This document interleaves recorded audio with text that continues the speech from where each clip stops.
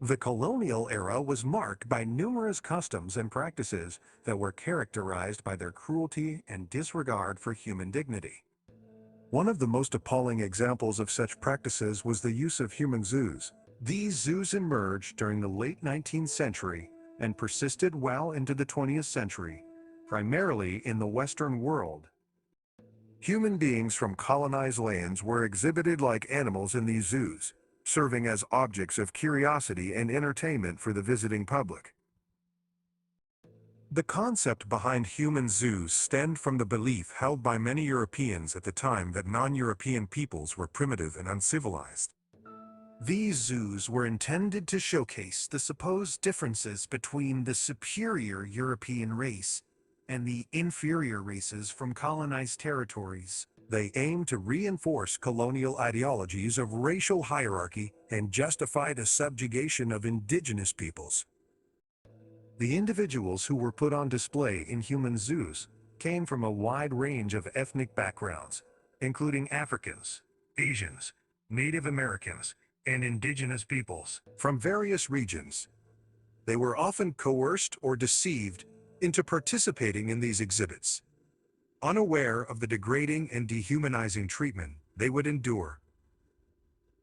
These individuals were stripped of their autonomy, dignity, and agency, reduced to mere spectacles for the amusement of the Western onlookers.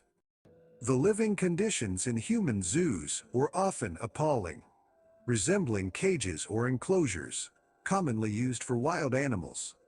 The individuals were forced to live in cramped and unsanitary spaces, lacking basic provisions for their well-being. They were subjected to constant scrutiny, poked and prodded by the curious visitors, and treated as objects rather than human beings. Visitors to these zoos would walk through designated pathways, observing the exotic and primitive human specimens as if admiring a collection of wildlife. Some visitors even threw food at the captives or made obscene gestures, further degrading and humiliating them. The narratives constructed around the individuals on display reinforced stereotypes and fostered a sense of superiority among the Western audience. The human zoo exhibits were predominantly staged in major cities across Europe and the United States, drawing large crowds fascinated by the novelty and spectacle of exotic peoples from distant lands.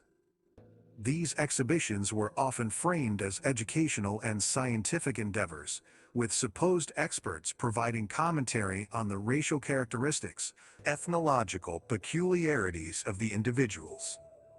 However, these claims were mere facades, masking the underlying racism and exploitation. As the colonial era gave way to the growing movements for decolonization and civil rights, the human zoos faced increasing public scrutiny and opposition. The exhibitions became widely condemned as examples of blatant racism, and calls for the emancipation and empowerment of colonized peoples grew louder. By the mid-20th century, human zoos had largely faded away, leaving behind a dark chapter in history that serves as a chilling reminder of the horrors inflicted upon marginalized communities.